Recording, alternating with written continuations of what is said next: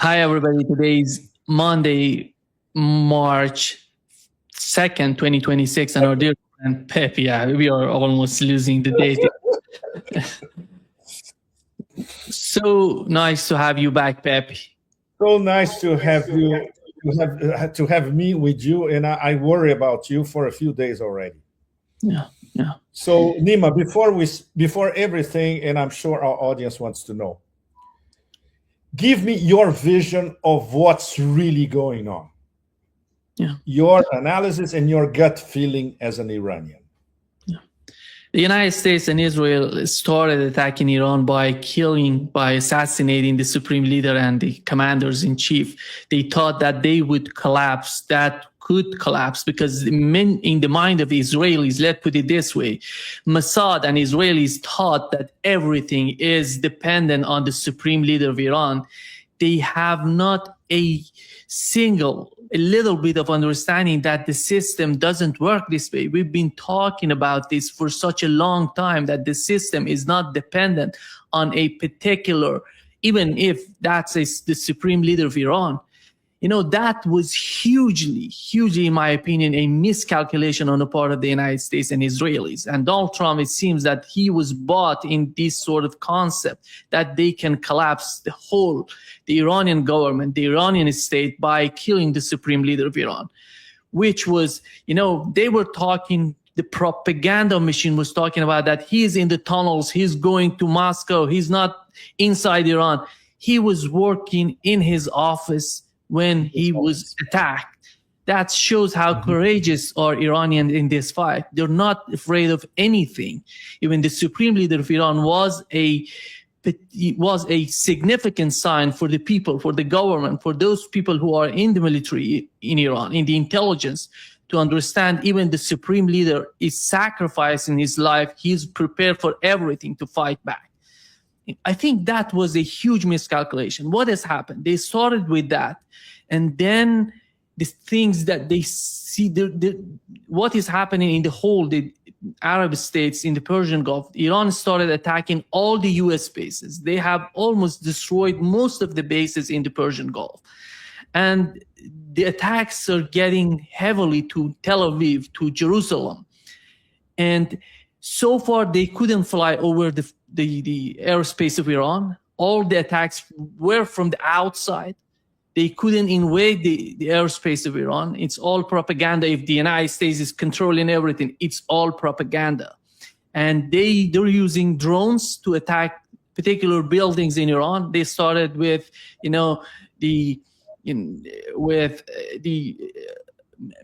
how put it, the besieged, the police offices, all of that. They're attacking these sort of buildings right now in Iran. But they're running out of targets because they don't have intelligence on the ground in Iran, because the intelligence was rooted out in the aftermath of 12-day war. That's why they're so blind in their attack on Iran. That's why they're killing children. They're killing civilians as we talk, Pepe. That's the objective, the main objective of Donald Trump and Israelis. They have failed in achieving their objective in Iran. And this is a war of attrition right now in the mind of those people in Iran. And they see it's a long war, and they want to see how prepared the United States is to go that far. And I don't see Israel sustaining. Israel going to be devastated as an outcome of this war. And the United States, their airplane, their fighter jets are not in the region right now. They put all of their fighter jets, they were in Jordan, some of them in the Arabian Sea.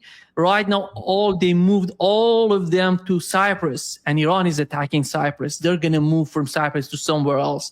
This is my understanding of the current situation so far. Let's switch to you. What is your understanding of the situation? Your analysis is fundamentally correct, Nima, and with the key details especially. Let's get deeper into it in terms of the Iranian response, which was stunning. And it's no wonder that my first column, which today is Tuesday, right? My first column came yesterday, I think. I don't Today's know when Monday. but You're getting to Tuesday. Here is Monday. Yeah, because I am in Asia, I am way yeah. ahead of everybody. I You know, understand. so I'm way ahead of the West. Anyway, so it's 9 p.m. here in Southeast Asia. Anyway, um, the first reaction was, how could they react in half an hour? And in fact, it was between 25 minutes to 45 minutes. Essentially, in half an hour, the response was already online and in the air. Because, among other things, and this is something I confirmed with our friends in Tehran, Ayatollah Khamenei himself had already in detail organized the replacement of key commanders and even himself in 4 different layers. So this reveals a degree of minutia and extreme sophistication. And of course, because everybody expected this war to happen.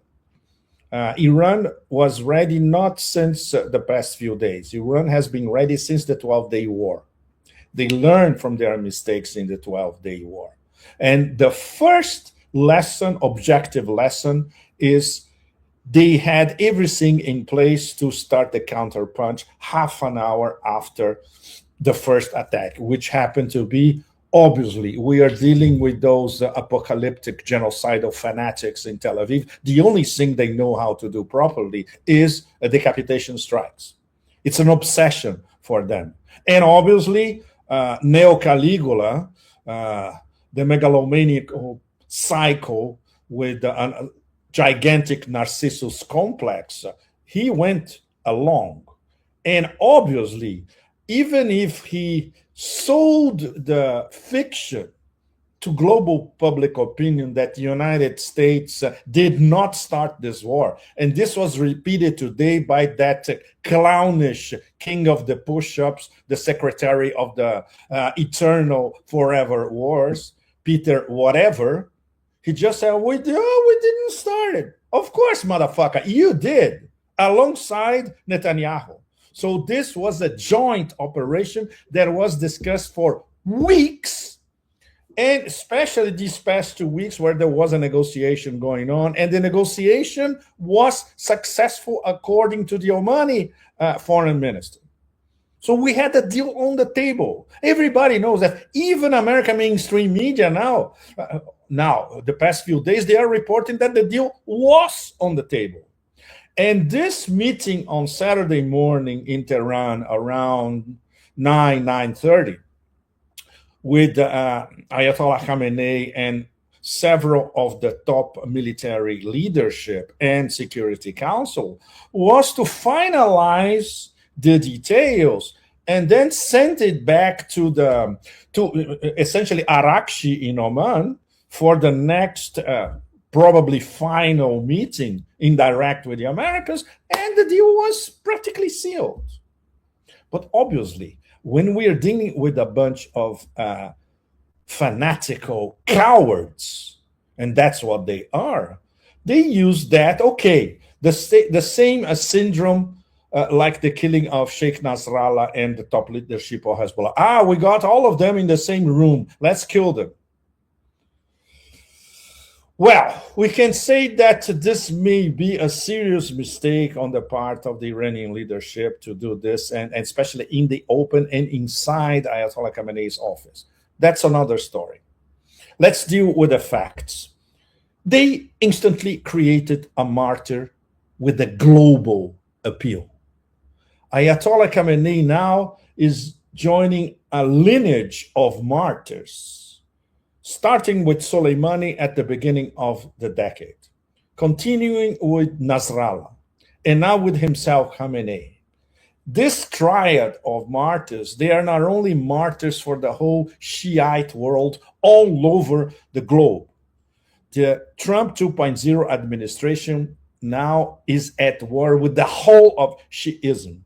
Even strands of Shiism which are not, I would say, they don't adhere completely with the Vilayat Faqih system in Iran, the Khomeinist system in Iran. Example, Grand Ayatollah Sistani in Iraq, the top Shiite authority in Iraq. I followed Grand Ayatollah Sistani since the early 2000s, even before the attack on Iraq. I went to his office. Of course, for us foreigners, it's very difficult to talk to him, but I talked to his office in a side alley in Najaf with some of his top advisors immediately after the attack, the shock and awe in Iraq in 2003. And he is revered in the whole Shiite world as well, as much as Khamenei. Grand Ayatollah Sistani, if I'm not mistaken, yesterday he declared a fatwa in terms of honoring the memory of Grand Ayatollah Khamenei. And the fact that Qom in Iran and Najaf in Iraq, they have different interpretations, political interpretations of Islam, it doesn't mean that they were at odds. That's another story that I also followed for years. I even wrote columns comparing Najaf with Qom. Probably 10 people in the West would understand what I was talking about. Of course, you know what I'm talking about. Iranians know what I'm talking about. Iraqis know what I'm talking about. So now the whole Shiite world is in jihad mode. I would say that of nearly 2 billion Muslims all over the world, they are beyond angry with what happened, and there will be vengeance in several levels against let's call them for what they are, the Epstein Syndicate. This United States Trump 2.0 fanatics in Tel Aviv combo is, in fact, the short definition of this thing is Epstein Syndicate. Everybody's compromised, and the elites on both sides are part of it. And obviously, Epstein being one of those special assets of Israeli intelligence, he was the glue for this whole thing, which was not only American, was Atlanticist. There are several instances of Epstein syndicate activities across Europe. So this is it. They launched their war against Iran, and then we can go for zillions of reasons, quoting some of our friends like Professor Michael Hudson, who wrote a spectacular article in the past few hours about it. Basically, it's what he's been saying from the beginning, and this is I would say, the essentially correct geoeconomic analysis for why this war needs to happen. There are many others. I would add, for instance, the connectivity corridor angle. This is something we can talk about later. But what Professor Michael Hudson is saying is an empire in a desperate state like the US, indebted to death with a debt they cannot pay, running out of time.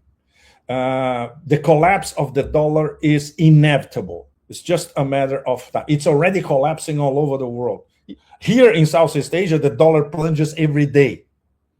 It doesn't plunge in China because it's pegged, and it doesn't plunge in Hong Kong because it's pegged with the Hong Kong dollar. Everywhere else here in Asia, the dollar is plunging. So, and they need badly Lebensraum. And yes, I am quoting the Nazis.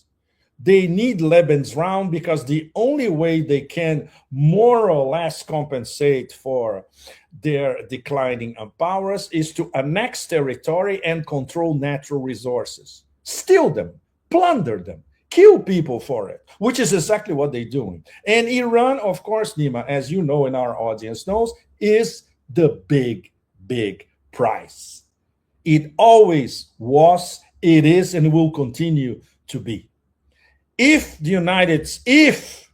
this will never happen, but if the United States and the Zionist axis and the Epstein Syndicate would ever control Iran, would ever take over, would ever get their regime change, well, this means blowing up BRICS from the inside, blowing up the Shanghai Cooperation Organization from the inside, blowing up the axis of resistance from the inside, blowing up global South resistance against the empire from the inside.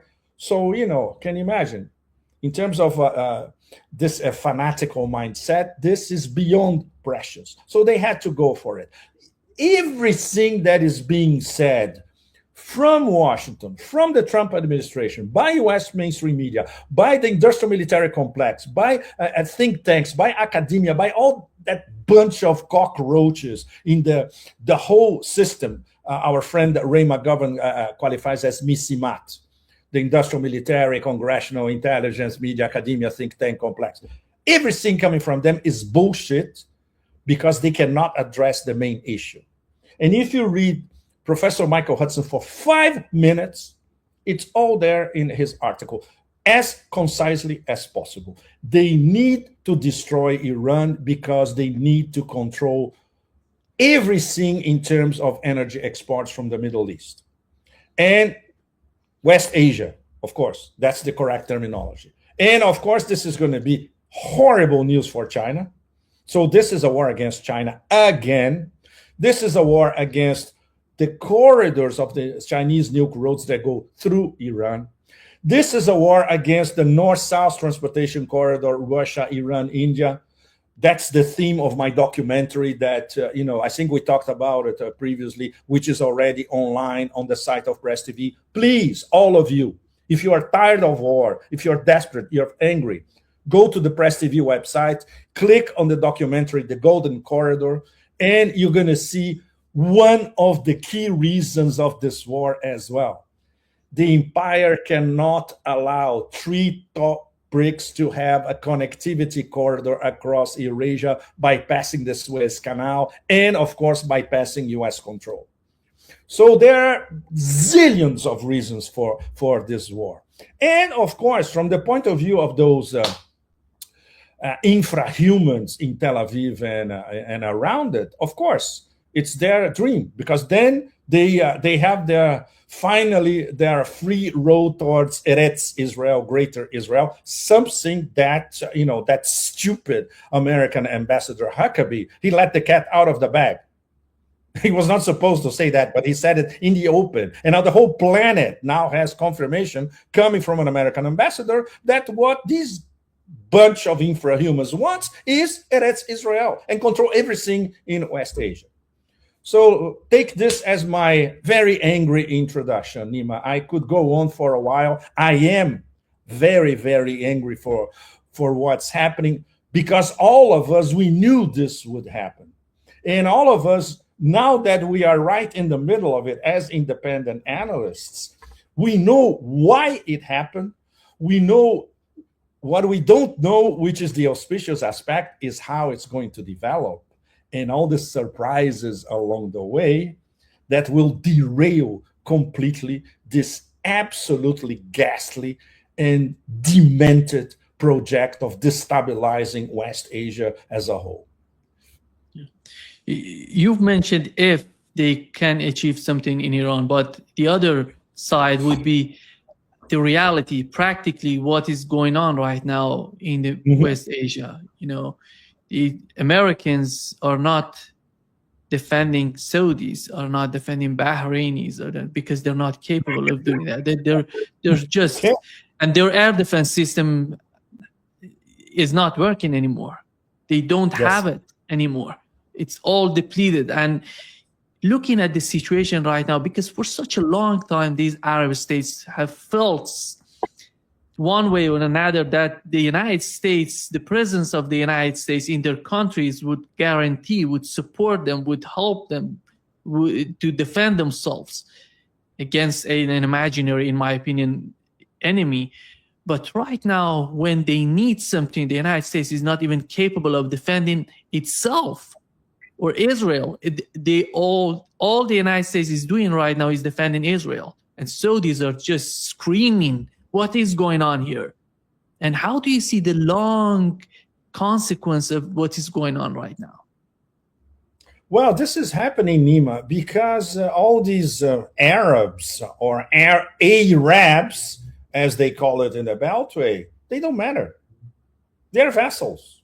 We throw a few crumbs to them. We get their money. We install our military bases in their own sovereign territory. They cannot say anything about it. Gladly, they have us all across the Gulf. And when something really happens that would imply the United States of America actually defending its allies, it's right in front of us. They don't give a nothing. They don't care. The only thing that matters is, of course, the Epstein Syndicate. And these Arabs, come on, now you're on your own, suckers. Are you going to learn the lesson? No, they won't.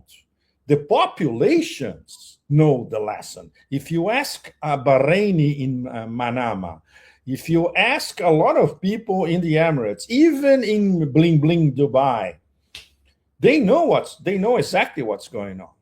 But obviously, when we talk about this beyond corrupt bunch of gangsters posing as the leadership of those petromonarchies, starting with MBZ in the Emirates. Well, Putin was on the phone with MBZ today. I'm dying. We are all dying to know what they really discussed.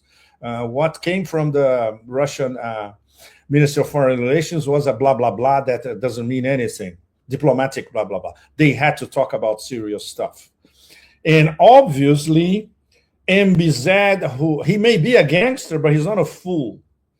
He's already certainly considering rearranging his security priorities. And that would mean very close Russian involvement, not with US anymore. MBS in Saudi Arabia is much worse, Nima, because MBS was plotting for weeks with the genocidal duo for an attack on Iran. This is already out in the open. It already leaked in the first hours, in fact, of after the decapitation. And obviously, you cannot trust MBS. First of all, because he's a coward. Second, another megalomaniac. That's why he gets along with Trump. Third, if he's left on his own, he's dead meat. Because the CIA can, I would say, in a matter of 20 minutes, they can provoke a coup in Riyadh and install their man. The CIA man in Saudi Arabia is there, Prince Nayef. Everybody knows that. So, and he's just waiting for the right moment where the CIA is going to put him in power. So there's not much MBS he can do. And on top of it, all his money is in London and in New York. So obviously he has his hands tied. And that explains, for instance, why he's trying to hedge and theoretically, they are a BRICS member, but they're not. They're sitting on the fence. They cannot be considered a full BRICS member, not even a BRICS partner. They're not going to the BRICS meetings. So, so only in theory, they are a BRICS member. And now they can see that they are left absolutely alone to, okay, fry yourself as an egg on the desert, idiot. This is how important you are for U.S. national security. So many of these petromonarchies will take a few lessons out of it. Because they are fragile and because their leaders are a mix of bunch of gangsters, opportunists, and basically creeps, they won't do much. But maybe one of them who has a slightly more power and slightly better international arrangements, and that I'm talking about the Emirates, there will be a reconsideration, especially because Dubai as a business proposition from now on is dead. The Dubai business model expired this weekend. Dubai was based on two things. We are the number one glitzy money laundering machine in the world. Okay, this might continue. But if you want to live in Dubai, why would you want to live in that absolutely stupid, glitzy, fake, bling bling paradise? Tax-free, sunshine all year round, and security. What security? There's no more security. It's over. It's gone. So Western expats who are obsessed with security, they will leave Dubai. There's no question. And there won't be any new ones replacing them. Forget it. The poor people from South Asia, from Bangladesh, from Nepal, from Pakistan, these are the people that I usually talk to when I go to Dubai. I love talking to the immigrants. I love to talking to Sudanese guys, you know. So these are the best sources of information, what really happens in the Emirates. Because obviously they cannot go anywhere else, and because they are supporting their families because of their jobs in the Emirates, they will continue. But that's about it. Dubai as a paradise for Western expats, this business model is over. And there was a particular, I would say, this was a mini stroke of genius by the Iranians. A lot of Iranians do the Dubai-Tehran shuttle, as you know. This is when you are in the middle of the flight, you see Iranian women taking off, and you know, putting on their Gucci's and their Balenciagas, you know, to show off when they land in Dubai.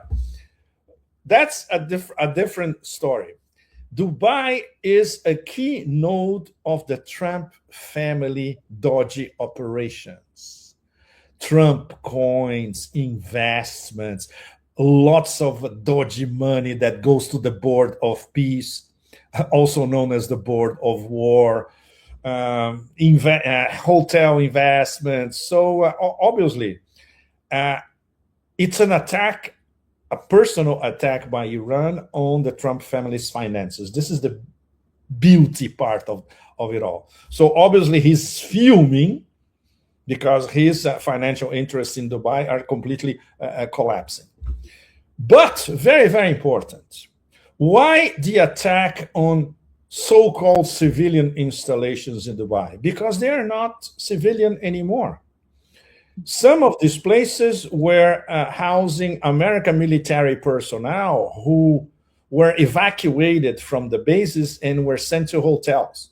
So the hotels have to be bombed. And in the case of the Palm Jumeirah, which is a disgusting bling-bling so-called 7-star or whatever, it's a piece of shit. I know luxury hotels well. It's disgusting. It poses as a luxury hotel. They did not strike the Palm Jumeirah hotel. They struck a building adjacent to the hotel. Do you know why, Nima? Because it was a Mossad-run and installed call center, employing a lot of Indian workers, specialized in scams against Europeans in America. So this is a completely crazy story. But this is the real explanation of why not the hotel, but the building adjacent to the hotel was hit. So the Iranians had all this information. Of course, if you are in Tehran and you do the Tehran-Dubai shuttle, you know everything that happens in Dubai. And the leadership in Iran, the military leadership in Tehran, and the ruling classes in Tehran, they know everything that happens in Dubai. And many of them have money in Dubai. There's a lot of Iranian money in Dubai that can be used one way or another. The last figure we had, Nima, and this was a few years ago, $600 billion of Iranian money invested in Dubai in everything you can imagine, shell companies, underground, you name it. So, you know, this can be used and can be used by, of course, people who in power in Tehran as well. So, but the velocity of how all these things is happening is, today I could not even keep up, and I'm sure the same with you, with what was going on minute after minute. So now we're entering an acute phase already. So let's say if this is day 3, Saturday, Sunday, Monday, okay, we are on day 3 of the war, and we are already entering the acute phase.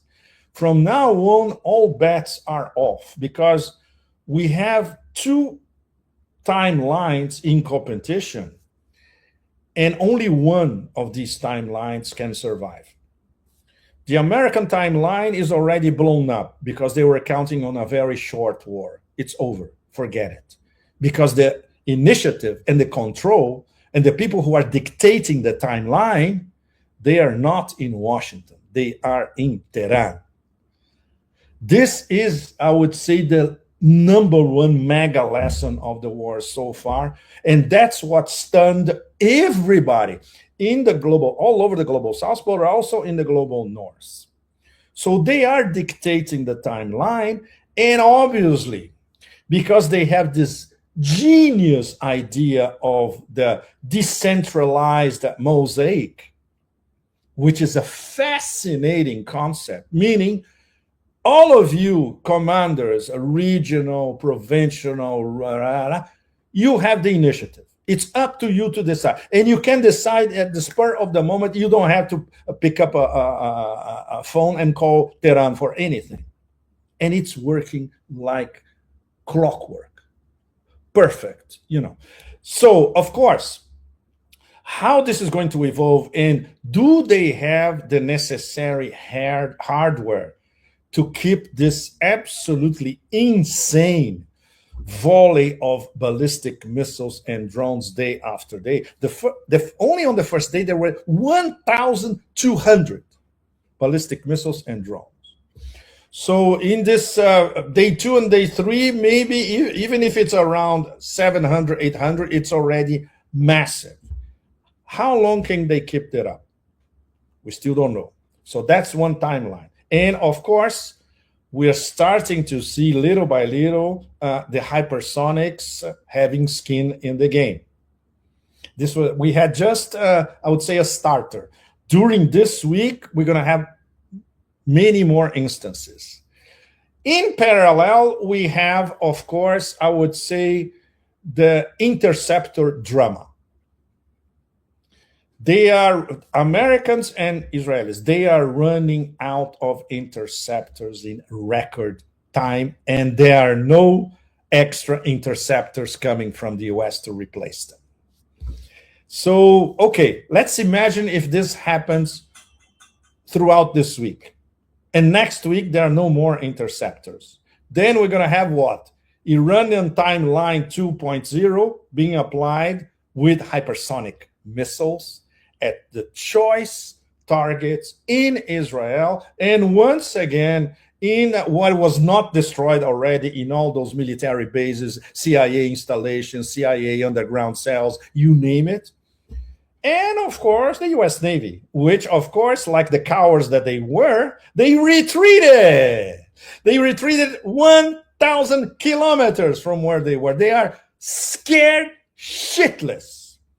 So now they are way there in the Indian Ocean. They were in the Arabian Sea, not too far from the Sea of Oman. Now they are in the southern Indian Ocean. That's very, very far away.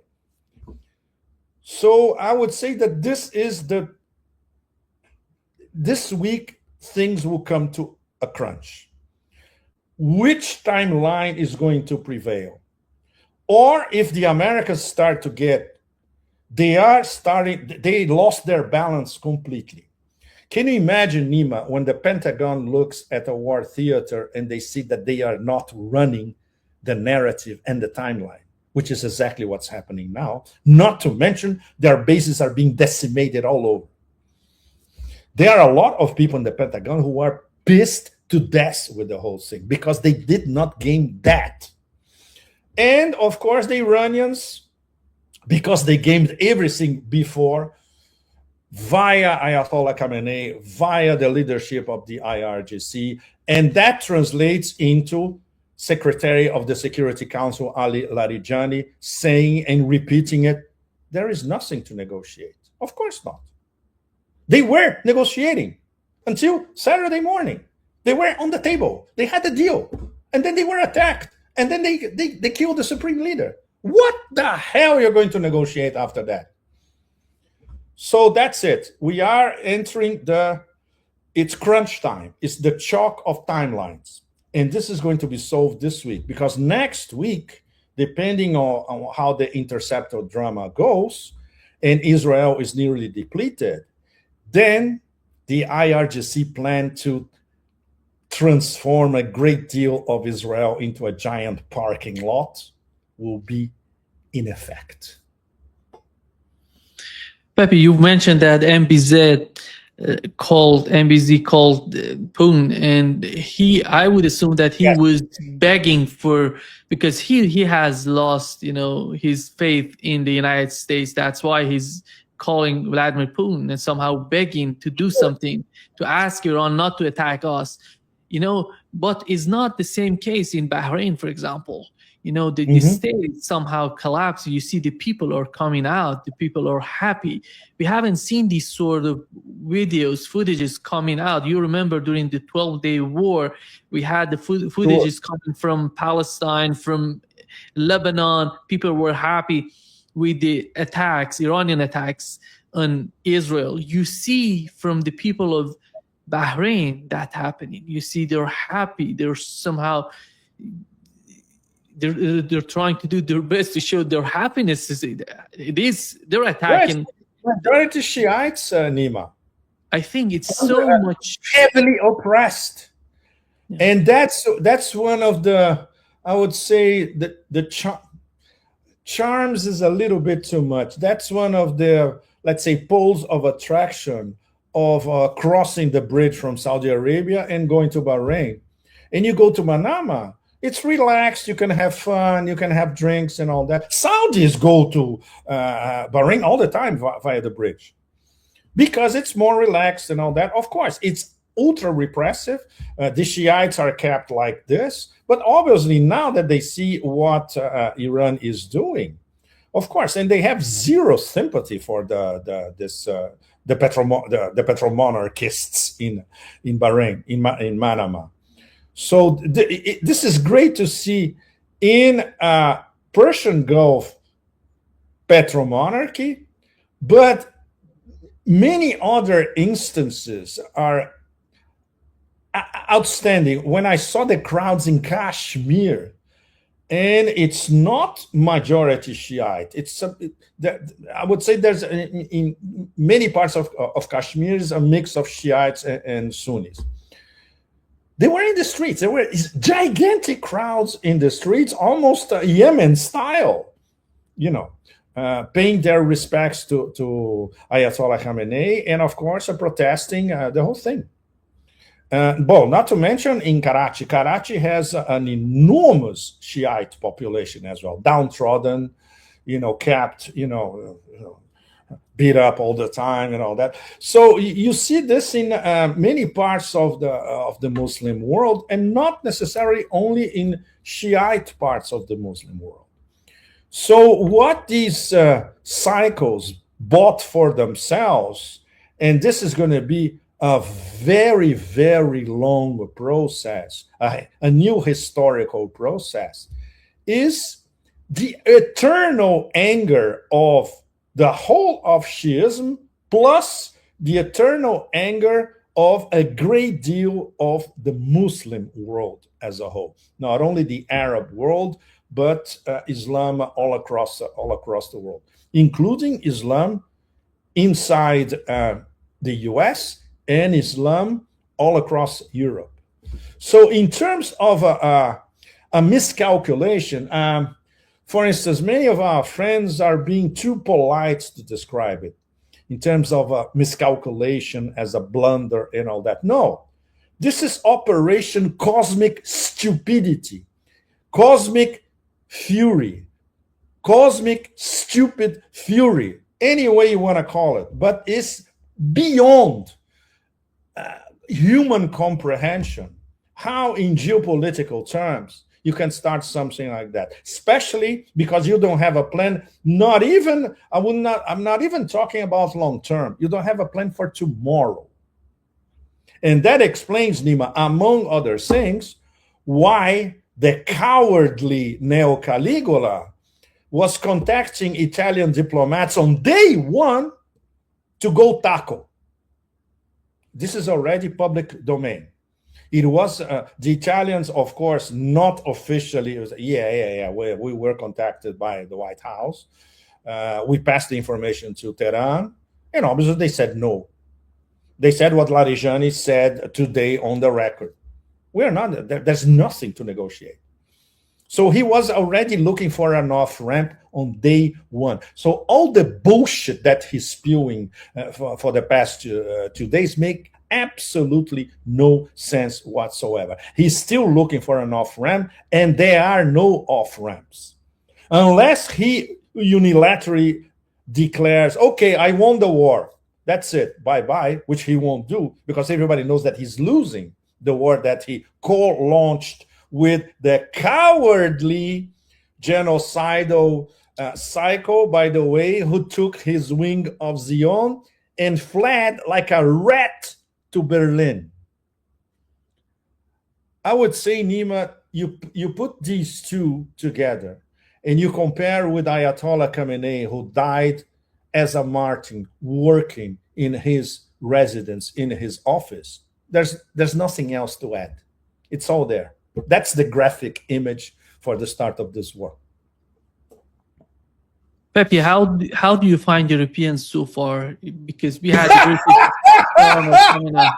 allow me to laugh a little bit. I'm sure our audience, everybody is pissed to death. We need a laugh. So now we're going to have the Franco-British chihuahuas sending the Charles de Gaulle pour faire une promenade. What a bunch of fucking idiots. You know, I would love to, everybody would love to see the Charles de Gaulle kissing underwater reefs somewhere in the Eastern Mediterranean or the Persian Gulf. Okay, no, the French are too cowardly. They won't do that. Or the Brits, the army of the Brits, they are not capable of conquering a wimpy burger. And they want to send their army to fight against real Iranians. Good luck. Bye-bye. It's a joke, Nima. It doesn't even qualify as a very bad joke. But I want to return to something very, very serious. I'm sure all of you, our audience, have seen the tweets of the toxic Medusa in Brussels supporting the Epstein syndicate war. I rest my case. No need to comment, right? We had Stormers saying that they can use Ukrainians because these are drone experts and they can be used in, you know, it's so much. Do you think that they're going to be that stupid to join the war against Iran? They can be that stupid, Nima. Yeah, yes, I think you took the words out of all of our collective mouths everywhere. Independent, analytical, critical thinking mouths all over the global south. Yes, they are stupid enough to do that. No question. And because how do they reason? They need to feel themselves important, and they need to prove to the world that they matter. So obviously, the brainwashing campaign already started in Western mainstream media and European mainstream media, that we are being attacked by the evil ayatollahs, the mullahs, or whatever. So we need to go there to defend our democracy. So this is the Franco-British reasoning, supported obviously by those idiots in Brussels. If you read what they are publishing on Twitter, X, all of them, that's it. They are preparing European public opinion for, let's say, we're going to help our Washington, Tel Aviv friends. And yes, of course, they are stupid enough to do it because this fits into their cosmic stupidity. They were we never lost money betting on their cosmic stupidity and blunder after blunder. After all, they are destroying life in Europe by themselves. So this would be just I would say, the coda. Yeah. Pepe, we mentioned that Iran, in the mind of the Iranian strategists right now, is a long war. How do you see Israel sustaining that? How do you see the reaction? Because it comes to a moment that they don't have anything to fire back. Exactly.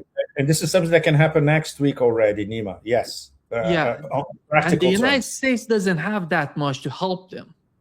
No. And how they're going to manage, they are, whoever is thinking. I don't know what is the mindset on the part of those people who are fighting in Ukraine and right now fighting against Iran. But these are the same people that are fighting Yes. Russia and Iran, and they want to have some sort of balance. But it seems that they would bring all of their assets to Israel to defend Israel.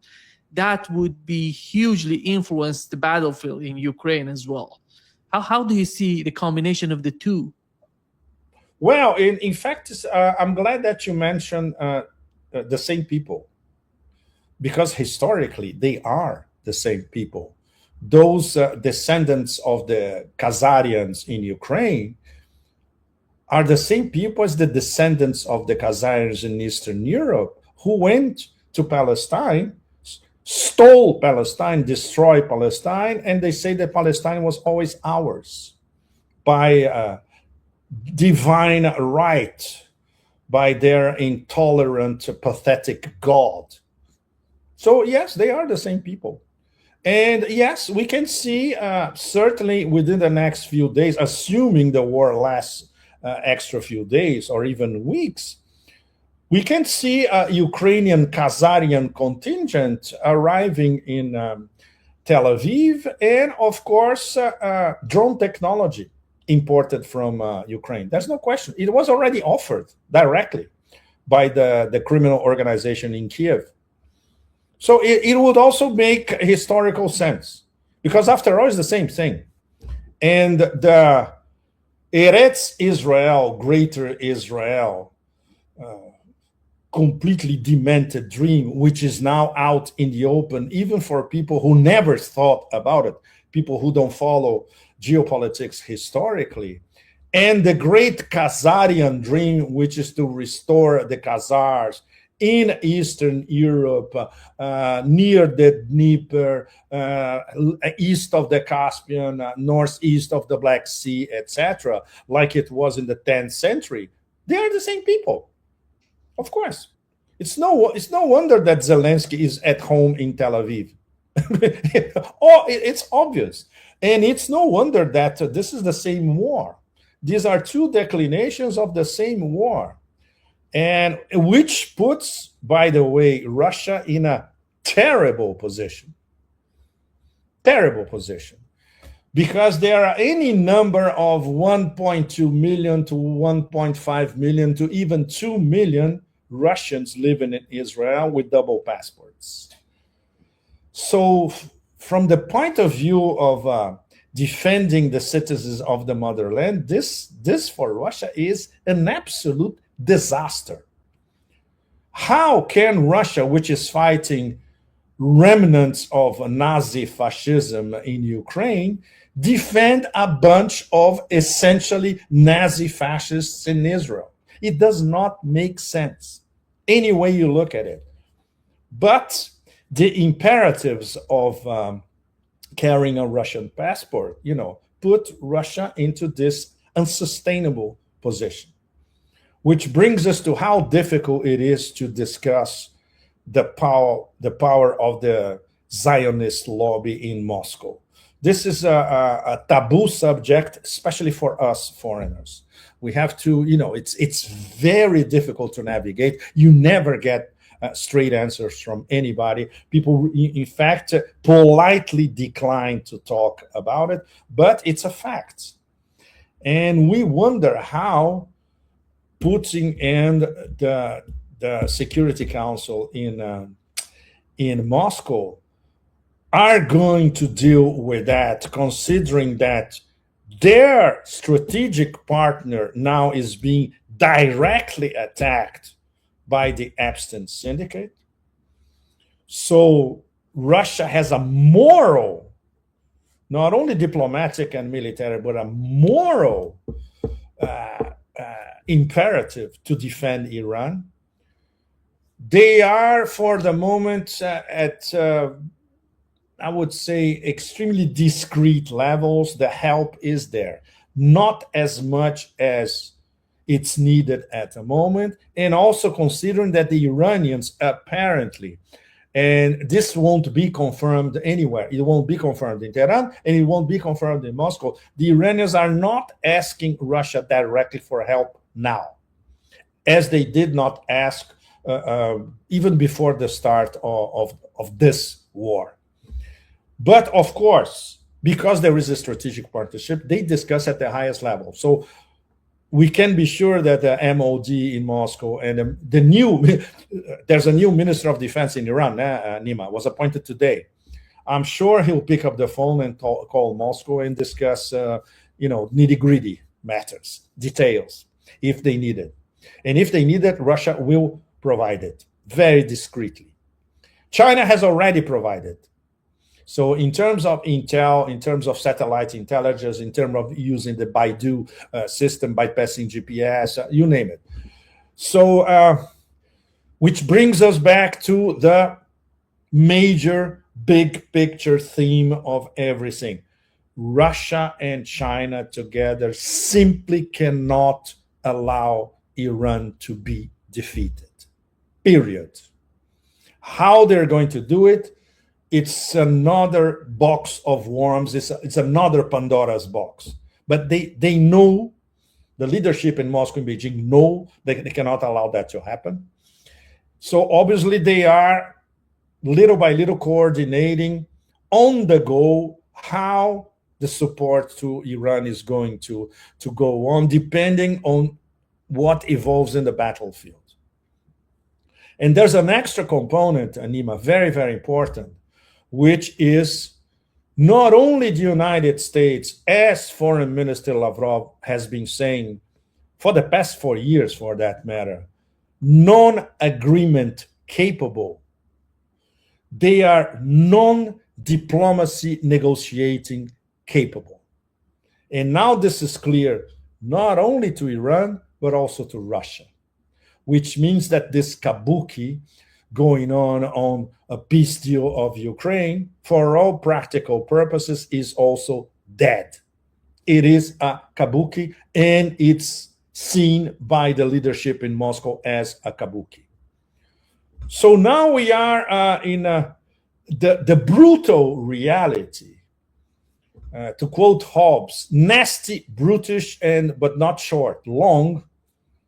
I'm paraphrasing Hobbes now. It's very, very clear for Tehran and for Moscow. The problem for Tehran is that they have to deal it on a hot basis 24/7 as we speak. And Russia still have their leeway because they know that the Americans, because they are under Trump 2.0 on a roll, I'm quoting, in their own minds, because they think that they can basically attack anybody, basically kill anybody, basically destroy. Well, they already destroyed the system of international relations, and they already destroyed any remnant of international law. So now it's total chaos, total anarchy, and it's the law of the mega jungle. And no wonder they are on a roll, because these people are extremely insecure. They are giants with clay feet, and especially they are led by an extremely insecure megalomaniac psycho with the mind of a 2, 3, or 4-year-old maximum. So this is quite clear for Moscow, because I was in Moscow last week doing a series of interviews, which, please, all of you, our audience, you can find these interviews everywhere on YouTube. Amazing interviews you did. Yes. We did a series of interviews, absolutely extraordinary. Thanks to this new discussion club in Moscow. We talked to the former Prime Minister of Ukraine from 2010 to 2014, Mr. Azarov. And it was George Galloway and myself. At the end, we were both looking at each other, and we said, wow, this is... you could feel your skin moving. It was harrowing. It was very personal. And this is from a top player for 4 years at the top level of the Ukrainian government before Maidan. So this kind of stuff, please, all of you, take a look, reflect on what these extraordinary people were telling us only a few days ago in Moscow. And when you hear some other SBU, a former SBU top-level official, or the number 2 of the Duma, which has become a great fan, Mr. Babakov, you can see that the Russians now, they have a pretty clear idea of who they are dealing with. And they know that it's going to be very hard to manage an empire totally out of control. And obviously, they are learning their lesson from the Iranians, because the Iranians are trying to manage an empire out of control in the middle of a war. And for the moment, they are succeeding. And that's why the whole planet, global North and global South, is stunned. 47 years of sanctions, non-stop. Maximum pressure for any bloody regime in the White House. Deceit, lies after lies after lies. Fake news after fake news. An assassination drive in the middle of a negotiation. And Iran is still there, standing up, strong and resisting. So this is a lesson for the whole global South. All of you across the global South, pay attention. The other day, I think it was yesterday, I saw something that moved me to tears practically. I saw a photo of a young Ayatollah Khamenei, in fact, a young Ali Khamenei, side by side with Thomas Sankara. Wow. So this is it. This is it. This is the spirit of the global South. This is the spirit of decolonization. This is the spirit of resistance. And today, Iran, under siege and under fire, incarnates this spirit of resistance, and with this lineage that I was mentioning in the beginning. General Soleimani, Sheikh Nasrallah, Ayatollah Khamenei. So this triad, future historians in the 21st century, not from the global North, not from the Anglo-American oligarchy, future independent historians in the next century, when they look to our young 20th century, they will identify these three as, yes, these guys, they were fighting for the liberation of the global South. Yeah. Pepe, thank you so much for being with us today. Our brother Larry is here. You may want to don't let him go.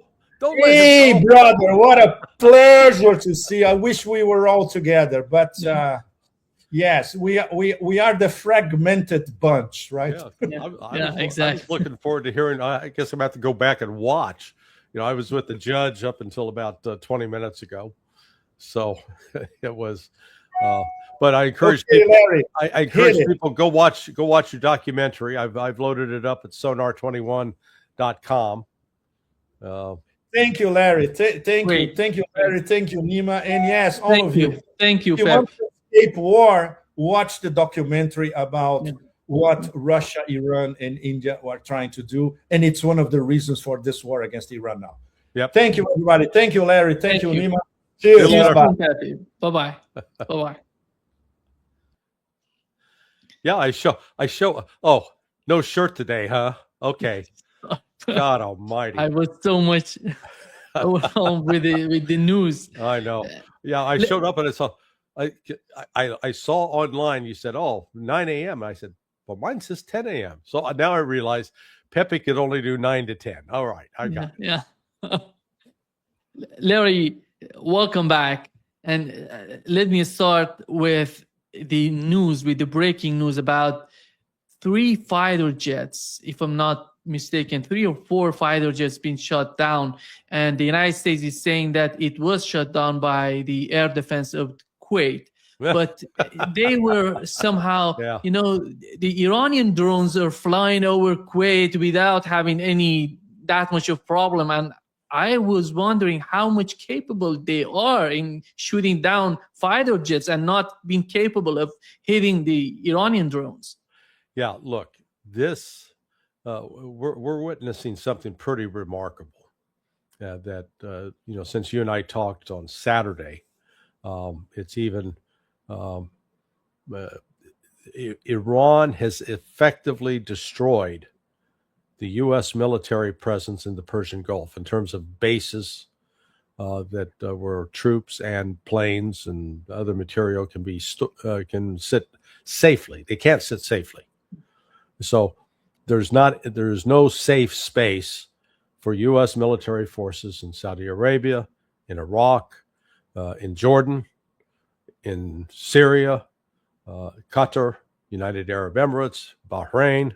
Oh, and Bahrain in particular is a real problem for the United States. So the idea that the friendly fire brought down an F-15, it's just not credible. Unless you're saying that the entire friend and foe, they have systems on board the planes that identify them as friend or foe.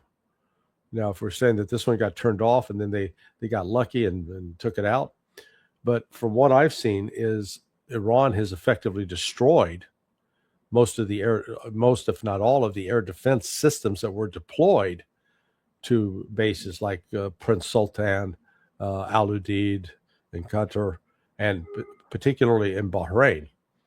So, this is, I think this partly accounts for why Donald Trump reached out to, through the State Department to Italy. Hey, call up the Iranians and see if they'll agree to a ceasefire. We'll get the negotiations back underway. Do you think the United States would be seeking a ceasefire if they were winning? If they were crushing Iran? Oh, hell no. If you're in a championship football game and you're up by 4 touchdowns, you're not going to go to the other side. Hey, could we have a timeout and let's just maybe agree to a draw? Come on, it's just ridiculous. So, what Iran has accomplished is it's driven the United States out of the Persian Gulf, and it is now set in motion a chain of diplomatic, military, and most importantly, economic dynamics that are going to crush the world's economy, put a lot of money in the pockets of the Russians. Oil's now up at $83 a barrel. I think it'll probably go up to 150 or well over 100.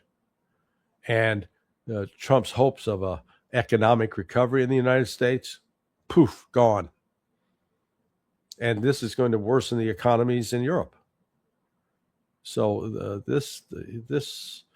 what a stupid thing that Trump did. They got forced into it by the Israelis.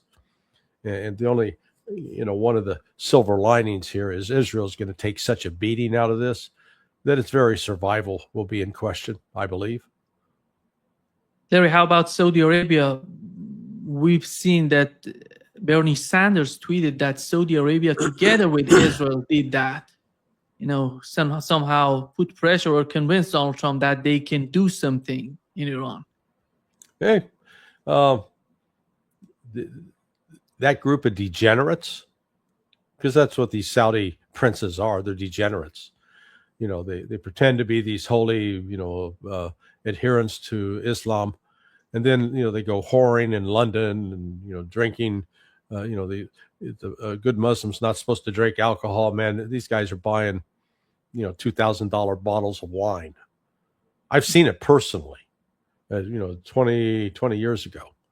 But when I traveled with my friend, Pat Lang, and Pat was consulting with one of these, let's call him a Saudi prince. And we met him in London, and, so much for shunning alcohol. Yeah.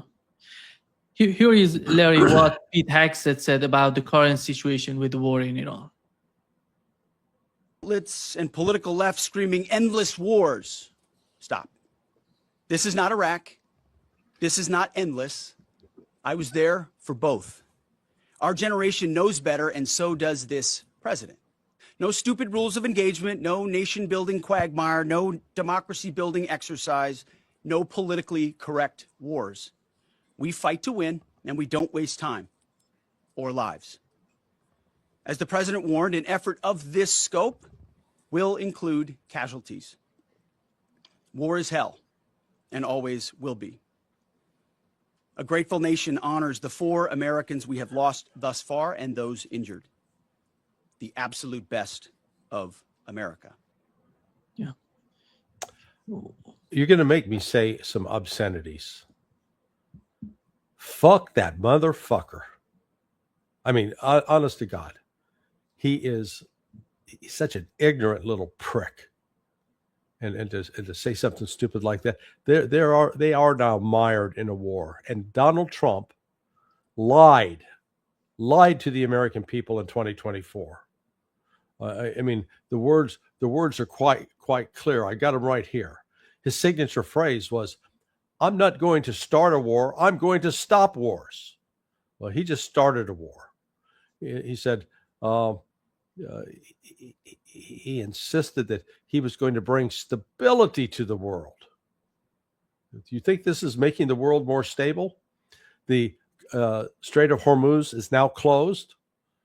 21% of the world's oil is not getting delivered Saturday, Sunday, Monday. So we're now 3 days, and we'll be into day 4 that the strait is closed. The price of oil has already gone up in the United States. I saw out in Oregon, it's gone up $1, $1 a gallon in just 1 day. And the full impact of the shortages haven't hit here. The United States is launching an air war, yet, and I'm basing this on Alistair Crook, but I think Alistair knows what he's talking about. He says that they've actually had no credible reports of Israeli or U.S. aircraft flying over Iranian territory yet. They've used standoff munitions, the AGMs, the air-guided air-to-ground missile, the JASSM, and cruise missiles. So they don't have to actually physically fly in there. However, that said, at least it looks like 3 F-15s have been shot down. And the losses for the United States, they're going to continue to pile up. First day they said, "Oh, no casualties." Well, we got 4. So 1 a day. The total number of deaths that U.S. soldiers incurred in Iraq back in 2003 through 2014, I believe, was the final date. That was fewer than 4,000. Trump very well could get that number here in 2 or 3 weeks, depending on what they do. But I think the United States is going to have tremendous difficulty sustaining operations. They really did expect the regime in the government of Iran to collapse and for it to be replaced, because they've lied to themselves that there is strong. They've convinced themselves that 80% of the Iranians want to get rid of the Islamic Republic. Not the case, just the opposite.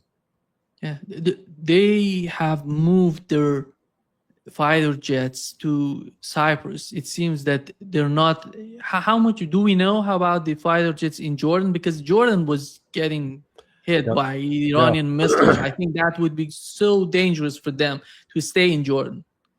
Yeah, no, I agree. So I'm not privy to, any classified information about the deployment of U.S. forces. I'm going off on what's been available in public. But what's noteworthy about what Iran has accomplished, this is now the start of day 3. So we're not. It seems like a week, but it's not. Compare what happened when the June 13th surprise attack by Israel. Iran was caught completely unaware. They got suckered into believing that the negotiations were going to go forward and they had nothing to worry about. In fact, it was just a cynical ploy by the United States working with Israel. It killed a lot of senior leadership. Didn't get Khamenei or Pezeshkian, and it took it took about 12 hours before Iran basically, like a boxing match, it got knocked to the canvas, not knocked out, but it was down. But finally, after 12 hours, stood up and began firing back at Israel, and avoided at the time, did not attack any of the U.S. bases. They didn't want to get embroiled in an attack with the United States. This time, this attack at 8:30 on Saturday morning, within an hour, Iran was firing back, both at Israel and at the U.S. military presence. And in less than 36 hours, have effectively destroyed the bases that, so the U.S. military operations are not going on normally at those bases like they were 2 weeks ago, especially in Bahrain. I think that is probably the most significant damage, because it looks like it's destroyed the port that hosted the Fifth Fleet of the U.S. Navy, as well as the support buildings, etc. Excuse me. And Bahrain, unlike Saudi Arabia, Qatar, United Arab Emirates, Kuwait, Bahrain is 80% Shia. So there is the anger and outrage that has erupted in Bahrain over the murder of the Ayatollah Khamenei is significant and substantial. So this is, could anybody have predicted that? They said that within 48 hours, Iran would have effectively defeated, forced the United States to retreat from bases that it has been using for more than 30 years throughout the Gulf. But that's what's happened. What's astonishing to me, Larry, that they feel, the Trump administration somehow feel that everything is in their hand. They can decide about that it's going to be a short war, a long war. The destiny is in their hands.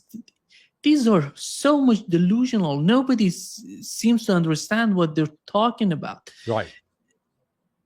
Well, look at what happened over the weekend. I mean, less than 24 hours into this, the United States is reaching out. It may have been 36 hours, but somewhere between Saturday night, East Coast time, and Sunday morning, the United States reached out to Italy and said, hey, go talk, see if the Iranians, tell them we'd like to do a ceasefire and get negotiations back underway about the nuclear program. And the Iranians basically said, oh, yes, we have a message for Donald Trump. Tell him to fuck off. They said, no, we have nothing to talk to the United States about. So now here's the United States. They're looking at the Strait of Hormuz closed, the oil market in shambles. In fact, just before I checked the stock market before coming on air, the Dow Jones was down 500. Now it's only down 90. They're trying to save it, but it's at 48,000. Remember a couple of weeks ago when the Pam Bondi was testifying, stonewalling about the Epstein case. Oh, the stock market's at 50,000. Yeah, not for long. So this is going to jack up oil prices in the United States. It's going to increase inflation, which was already a problem. And it's going to create global economic problems, at least for some countries. Japan in particular is quite vulnerable on this. I could see the Iranians allowing oil and Chinese tankers to come out and go to China. I can see that. But you've now had attacks on the Iranian oil field. One pipeline has been hit and is on fire. And Iran, in turn, is hitting Aramco in Saudi Arabia. So it's not just a matter of oil available to transit out of the Persian Gulf. The actual oil fields are going to be hit and damaged. And so they won't be putting out the amount of oil that they were previously. So, yeah, the Trump administration, you got to step back and say, why were they seeking a ceasefire already? Because they actually understand how serious the damage is going to be inflicted on them by Iran, both economically as well as militarily, and what it augurs for Israel. Israel is, I would not be surprised to see that they'll be out of air defense missiles by next Monday, a week from today. I think the big question is that what would happen to Israel? And we see the Iranian attack on these Arab states. They have destroyed the bases, as you've mentioned, and the radars that the THAAD system, it seems that is connected to these radars to get signals and to defend Israel. It seems that they somehow destroyed all those radars that Right. they cannot receive the signals. This is hugely influential for the air defense system of Israel. Yeah.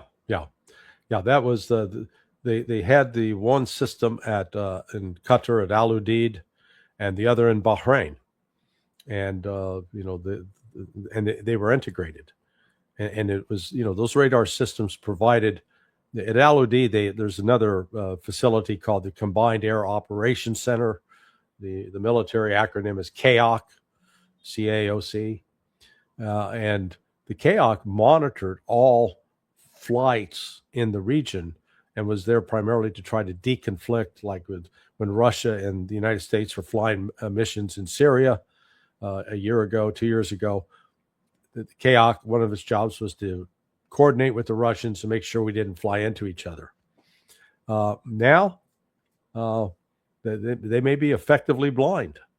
So this is, this is really significant, and that shows Iran thought this through. They're not just punching blindly. They are attacking methodically. The other thing that they've done is, I know that the military, the guys that are sitting in what they call the crisis action teams at the Pentagon and at MacDill Air Force Base, it's CENTCOM headquarters. They were like in the first 24 hours going, yeah, man, we are kicking butt. We're destroying all these launchers. Well, now videos emerged, and it looks like most of what they're destroying are decoys that have been put out there deliberately to attract U.S. firepower, but it's, these are not critical systems. And meanwhile, Iran continues to launch missile wave after missile wave after missile wave. They've now done at least 9 or 10 different waves, and that's in 2.5 days. So this is significant. Larry, what is happening in Iran, as I follow the Persian media, the internal media of Iran, it seems that after the initial hours that they assassinated the supreme leader and the commanders, they're somehow running into a situation that they had with Yemen. It seems that the intelligence that is coming out or they're getting from Iran or they have is not that accurate. They don't know where to bomb. That's why you see more civilians are getting killed. They're attacking, police stations, and you can find them on the map to attack them. And nothing more than that. No strategic, attack on, some headquarters, some of that. But how do you see the whole operation in Iran? It seems to me that it's running in the same direction that it was during the war against Yemen. Well, again, since their primary method of attack from the West is the Tomahawk cruise missile and the AGM, the JASSM, they're gonna run out of those. They're going to deplete that stockpile, and the initial intent was to bring about a regime change. Instead, what they've done is they've fortified support for the regime, and instead of Iranians going into the street to say, let's get rid of the mullahs, it's just the opposite. It's inspired greater patriotism on the part of the Iranian people. So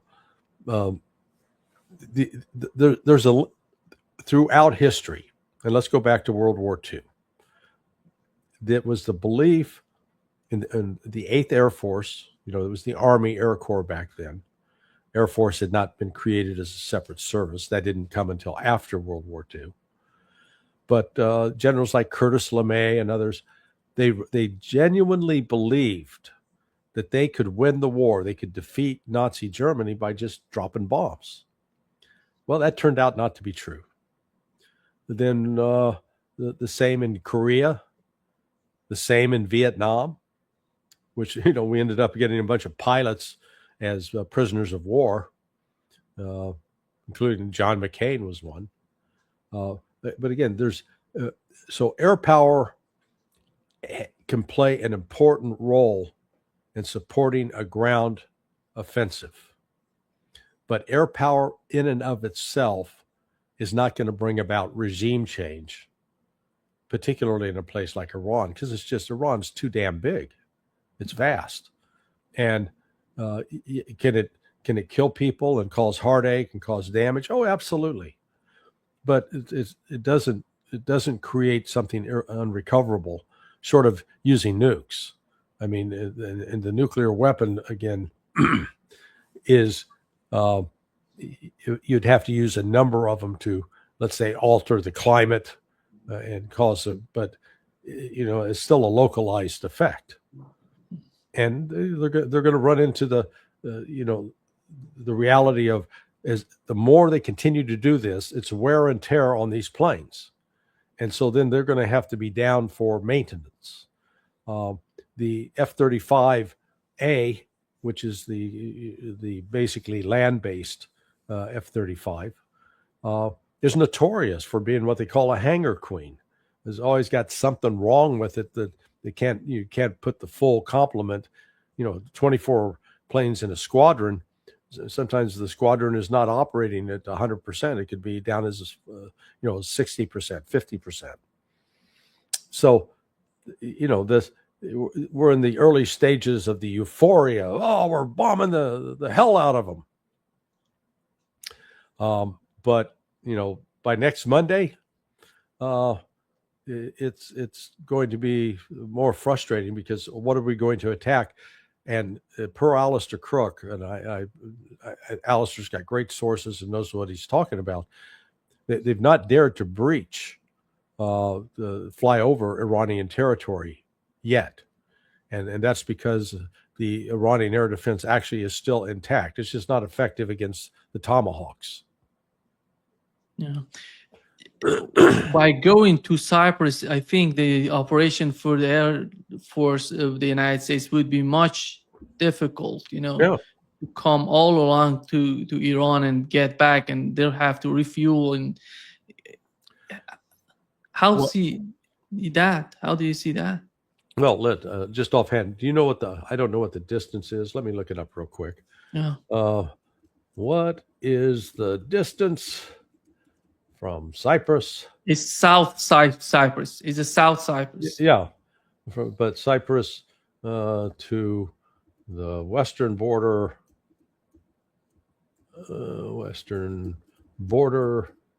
of Iran. And the answer is, let's see.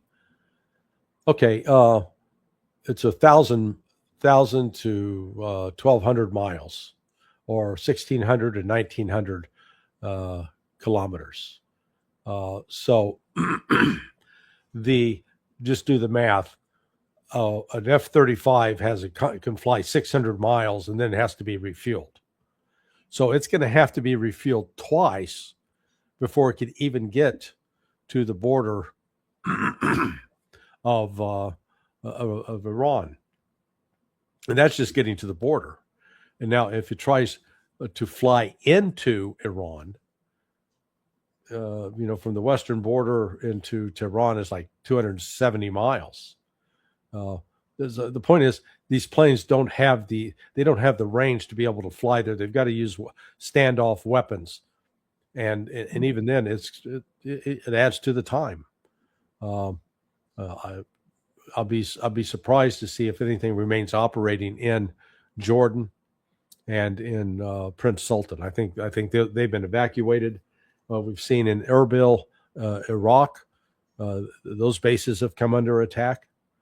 So, I think that is the biggest surprise for the U.S. military, that they didn't think that Iran would be able to hit them so fast and in such a comprehensive manner as has taken place. Do you see Iran escalating the attacks on Cyprus? Because we've seen. Yeah, they might. They might. They have missiles that can reach there. Yeah, that wouldn't surprise me at all. In fact, if these attacks continue on Iran, they'll take them out. The same with what's going to, we'll see new targeting of the airfields in Israel. That's got to really, I think, be Iran's next objective. Take out the Air Force, and Iran they do have the missile capability to do that. So I think that'll probably be the next focus of their plan. So where would be the next station for the fighter jets? Because they have to move them from Cyprus. If Iran starts attacking Cyprus, they have to move these fighter jets to some other places. Yeah, to Italy. They could go to Italy. They could conceivably. I don't know if they'd want to try to do Egypt. Egypt's been a bit of a prostitute, a Western prostitute in all of this. And Egypt would still be in range of Iranian missiles. So Italy would probably be the next spot. They could use Turkey, except Turkey has said that, they've rejected it. They've criticized the West harshly for attacking Iran.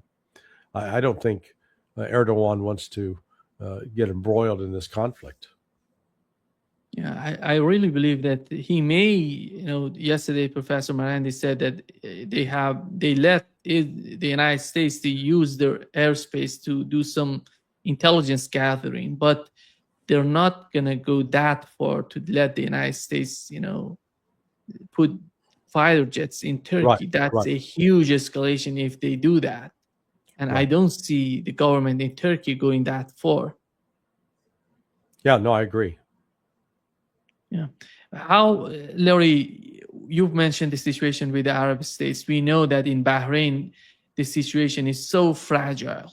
Mm-hmm. People are happy with the bombing, Iranian bombing, facilities in Bahrain. And it seems that we are going to see, before you coming up, I thought you saw that I was talking with Pepe Escobar. He said that MBZ was on phone today with Putin. It seems that we don't know what was happening, what he was asking for.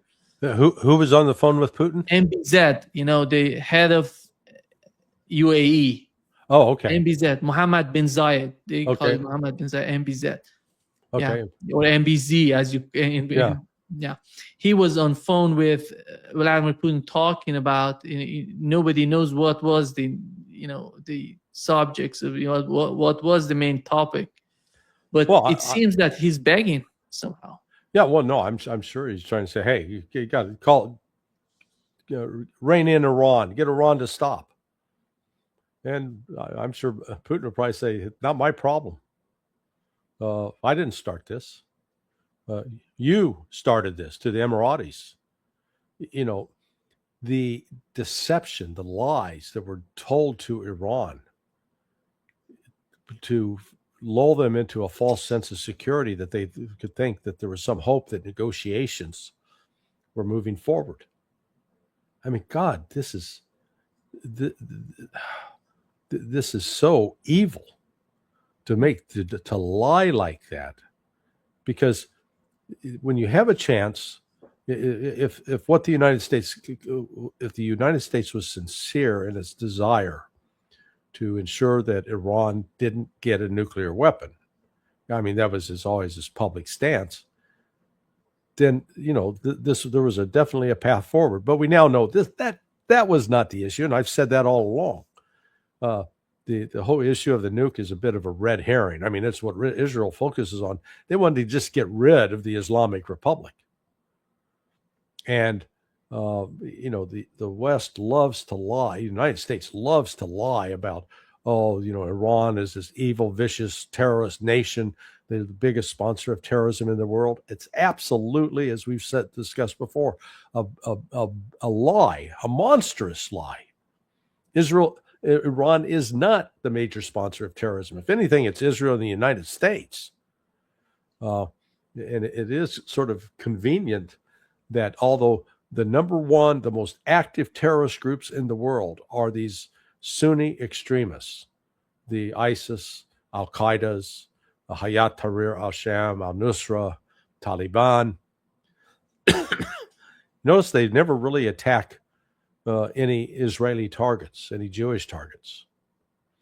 And in fact, there's an established history of both Mossad funding terrorist groups or groups that are labeled as terrorists, such as Hamas. That's the real irony, because Hamas, in terms of actual attacks, is very, very, very low. It's not one of the most active groups in the world at all by any stretch. So the United States has facilitated this lie to maintain that Iran, under the mullahs, is intent upon destabilizing the region, when in fact it's been the United States. It wasn't Iran that attacked Iraq. It wasn't Iran that attacked Afghanistan. It wasn't Iran that attacked Syria. So instead of being a force for chaos, Iran has tried to be a stabilizing force, and it's been the United States and Israel that have been the destabilizers. So now all this is coming to a head because, a year ago it looked like Turkey and Israel were cooperating. Certainly cooperated more than a year ago in getting rid of Bashar al-Assad. Now you've got Israeli officials openly citing Turkey as the next target. Once we get rid of Iran, then Turkey's on the chopping block. And I think that the Turks aren't fools. I think they're listening to that. They're paying attention. So this I conclude by saying, we have unleashed a monster that I think this war is going to escalate, not diminish. Larry, the martyrdom of the supreme leader of Iran has the opposite effect that the United States, they thought that they could bring down all, the leadership in Iran by killing the supreme leader of Iran, which was totally the opposite way, not only in Iran, but outside of Iran. Correct. Iran didn't ask, as far as I know, Iran didn't ask Yemenis to come in, didn't ask Iraqis to come in, people in Pakistan, and Hezbollah has joined the conflict. These are not upon the somehow Iran is asking them to do this. They're joining by themselves because they're seeing what has happened. They see the outcome of what is the United States is doing in Iran. Well, look, I think Iran's number one military objective right now needs to be the destruction of the Israeli air bases. So once you destroy those air bases and the Israeli Air Force cannot get off the ground, then Israel is in big trouble. Because that's, look at all the death and destruction they've been causing in southern Lebanon because of airstrikes. Okay, destroy their ability to launch airstrikes. And I think, again, if I was advising the Iranian military, that's where I'd start targeting right away. And not just with one or two. I mean, make it flood the zone, bring in every drone and every old missile, force them to drain their air defense system, what's left, and then pummel them with your hypersonics and take out all the hangars, the sheltered hangars for the F-35s, destroy the fuel source, crater the runway. So, in short order, without that, Israel's not able to project any kind of military force. It'd be extremely limited. Yeah. Here is what Donald Trump just moments ago said, that we are surprised by Iran's attack on Arab countries. Larry, how can we be surprised by that? Because we were talking about it many times, and Iran said, obviously, if you attack us, all of these targets American bases would be attacked by Iranian. Yeah. They said it over and over, but the President of the United States, I'm surprised by that. Well, and look, the U.S. and the Saudis and the Qataris and Emirati, they're trying to portray this as Iran attacking those countries. Iran's attacks have been on the U.S. military facilities in those countries, and the fact that those countries have basically been Western whores, prostitutes. They get paid the money and they perform the acts that the West requires. And Iran's, saying, okay, we're going to make sure that doesn't happen anymore. Business as usual at these military bases ain't happening now. It seems that Netanyahu is not in Israel because Iran has attacked both one of the Air Force headquarters and Netanyahu's house. And I don't know, so far we haven't heard from him, but it seems that he's in Germany. He's not in Israel. Hey, he's a coward. And, maybe just convenient to be in Germany at this time. But like I said, Iran, but because it uses mobile launchers, it is almost impossible for the United States to locate and destroy a mobile launcher before it can launch a missile. I do know that the U.S. was pretty, thrilled on Saturday and going into Sunday with, quote, the number of launchers that had been destroyed. And now that I've seen some of the video, it looks like most of those were decoys. They put them out so that the United States could see them, locate them, and then use up an air to ground missile, for example. And now this is where it gets interesting. Because China has cut off the supply of rare earth minerals, and because those rare earth minerals are critical components in building some of these weapon systems, the U.S. ability, it's going to use up its inventory, and it's not going to be able to replace it anytime soon. So this is the longer this goes on, the worse it's going to be for the United States. And all this confident nonsense that that idiot Pete Hegseth was spewing will be exposed as, he's a fool. They didn't sit down and calculate this properly. They believed their own lies. Yeah. Larry, yesterday I talked with Professor Ted Postel. He sent me this. I watched it. Yeah. He has mentioned who's using the Strait of Hormuz and how dependent is the economy of the United States on these countries: Japan, South Korea, Australia, Philippines, right. China. And these are hugely impacted by the closure of the Strait of Hormuz. And how do you see the United States, Donald Trump, convincing the people in the United States that he can manage that? Because it seems, as Professor Ted Postel said, that there is nothing to do if Iran decides to keep it closed.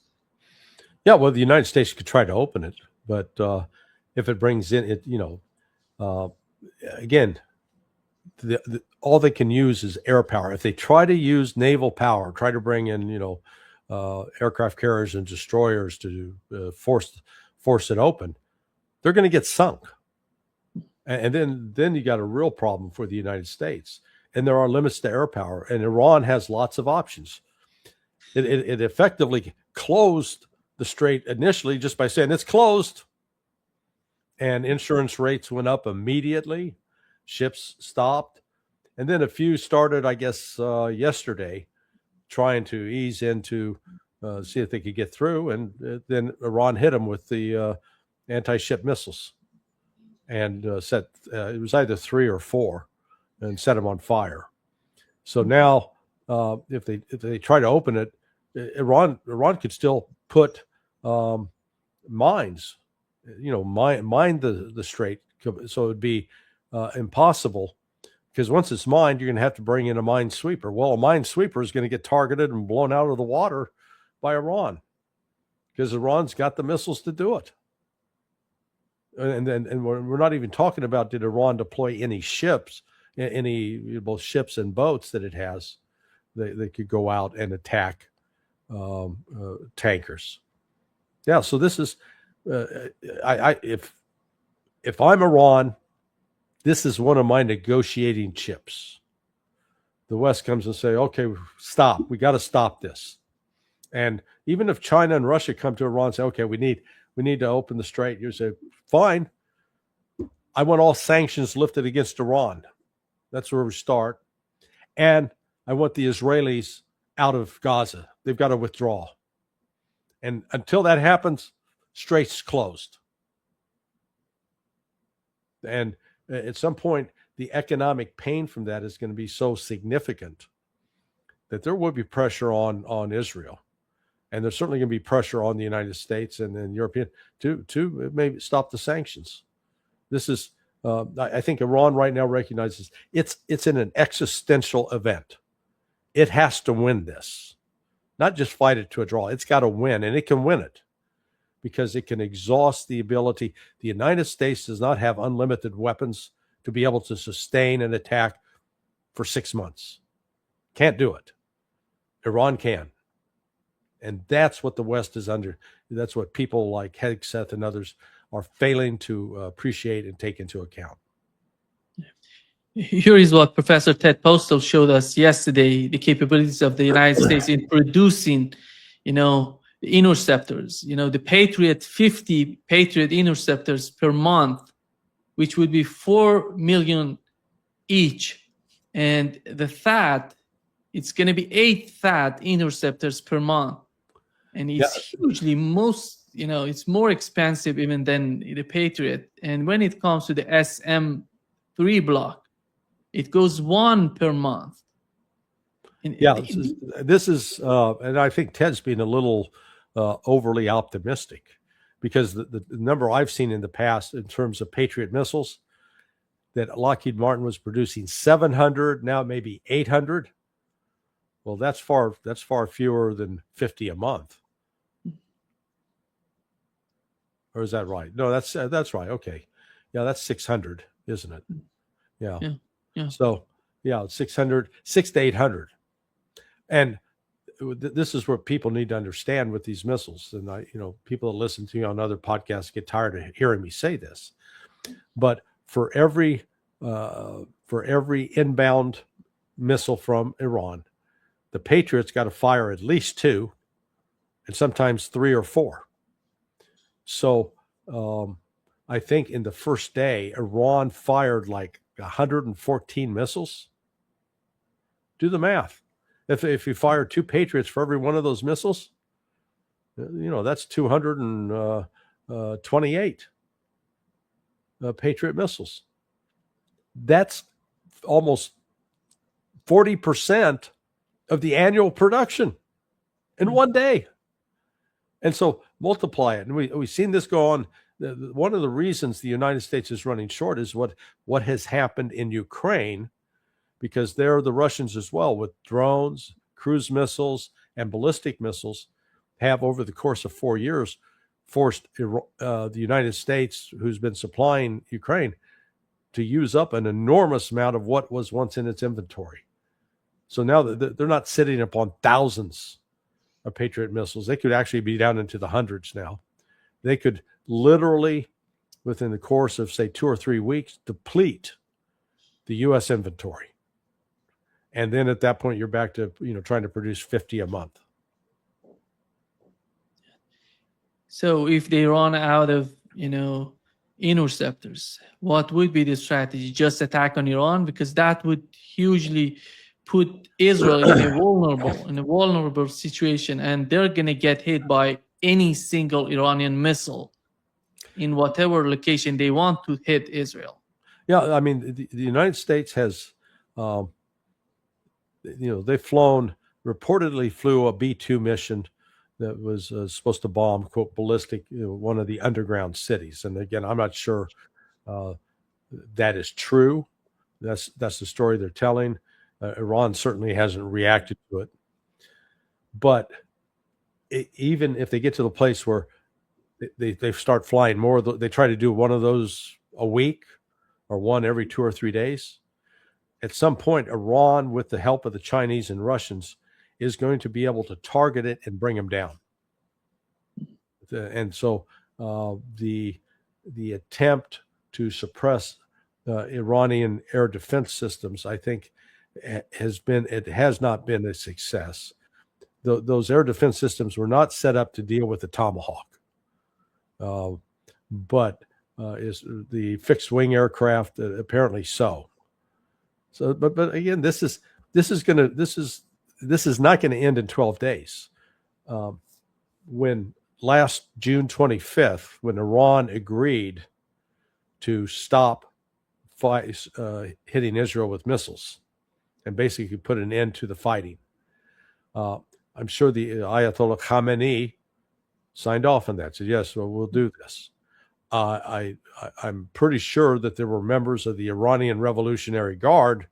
They're saying, hell no, we're not going to stop. What are we stopping? We're doing okay.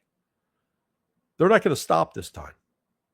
They will not stop until there's going to be a political settlement that at a minimum will bring an end to the Western sanctions on Iran. Otherwise, Iran will keep pummeling the West, and there's little the West can do about it, because as long as Russia and China are standing behind Iran, it's not out there on its own.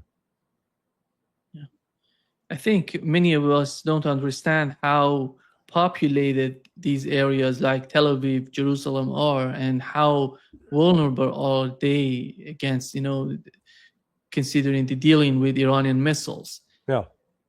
And the missile should be so much accurate to hit the target, and so far we've seen that. Well, let me stop you there. Ask you a quick question. Drawing upon your expertise as an Iranian, what's the population of Tehran? It's more than 12 million. Okay. Yeah. What's the population of all of Israel? Yeah. About 7 million now. Yeah. So right there. I mean, it makes the point that it illustrates the point that you're making, because Israel, when Iran is targeting Israel, it doesn't have to have 200 targets. Haifa, Tel Aviv, and the Negev, basically 3 areas within Israel. Take out the ports in Haifa and Tel Aviv, take out the oil refineries, cripple the economy completely, destroy the airfield at Ben Gurion, destroy the airfields that are down south that are strictly military, take those out, and then begin destroying the factories, the economic backbone of Israel, because it is a confined area. It's not a huge area. Whereas Iran, good God. Once people realize, it's 4 times the size of Iraq. It's an enormous space, and the United States does not have the ability, nor Israel the ability, to go everywhere and bomb everywhere in Iran. And Iran, though, does have missiles that can, they can travel in excess of 2,000 miles, 2,500 miles. This, the United States is not going to be able to do anything to Iran that will force them to surrender. In fact, the continued attacks are going to enrage the Iranians to the point that they will not stop fighting until the West is forced to make concessions. That's where this is headed, I think. Yeah. And the other point, Larry, is the people who are living in Tehran is 12 million. Somehow it gets to 15, 16 during the day, but they can spread out all over the country because their families, they are living in other provinces. Mm-hmm. These are people who are in Tehran, but they have the family in the south, they have in the north, in the east, the west, and they can spread out all over the country, which is not the case for Israelis. Yeah. No, they don't. They got no place to run. I think, this is a critical moment in the history of Israel, history of Iran, history of the region. Mm-hmm. Iran is now going to have leverage to compel Israel to do what it doesn't want to do. But if it doesn't make the concessions, the chances that Israel will be destroyed are quite high. Not by Iran physically destroying it, but by making the place basically unlivable. That the Israelis are going to start. They're going to head back to the United States or back to Europe. Yeah, Netanyahu is already got back to Europe. He's in Germany. Yeah. He's not. His son is not in Israel. He's not in Israel, and his family is not in Israel. Yeah, his son is hanging out in gay bars in Miami. He shows a true leader. Yeah. To Israel. This is the Israeli rhetoric is going to be found to be completely empty as this goes on, because Iran now has the ability to genuinely cripple Israel, because we've seen repeated airstrikes both on Gaza, in the West Bank, in Lebanon, into Syria. But once those airfields are destroyed, you got some aircraft parked, but you can't get them off the ground. Then where are they going to go? Are they going to fly to Cyprus along with the U.S. Air Force? And then again, Iran can hit Cyprus. So this was so unnecessary, because Iran was willing to negotiate. And, I think we talked about this on Saturday. Who came up with the one guy in Iran that was preventing Iran from getting a nuclear weapon was the Ayatollah. His fatwa was issued, was it 36 years ago or 37 years ago? But, we're talking almost, 4 decades. And he, by his word as the spiritual authority, was preventing Iran from even considering building a nuclear weapon. Now, I don't know this. What is it? Ali Reza Arif? Is he one of the Arafi? Ali Reza Arafi. Arafi? Yeah. That he's rumored to become the new Ayatollah, the new supreme leader. And I don't know what if he's, I could conceive of him saying, you know what? Blessings be upon Ali Khamenei, but we now, in order to preserve the life of Iranians, we must have a nuclear weapon, because we know that with a nuclear weapon, we will no longer be attacked. I could see him go down that road. And again, there's always the risk Israel will be tempted to use a nuclear weapon, but boy, Israel has now pissed off the Kremlin. Putin and Lavrov, they are furious with Israel, because they had brokered a deal between Iran and Israel. Now Israel betrayed that deal, and the global repercussions for this go beyond just that immediate area. But it's the chaos is developing. All the economic investment that was in Dubai and Doha, people are getting the hell out now and rethinking, thinking about, I'll move to Doha, move to Qatar, we can live or to Dubai, live the big life. Yeah. No, this war has changed that. Yeah. Thank you, Larry, for being with us today. Well, hopefully we'll have something more cheery to talk about come Friday, but I doubt it. Yeah, exactly. Yeah. All right, my friend. See you soon, Larry. Yes. Bye-bye. See you soon. Bye-bye.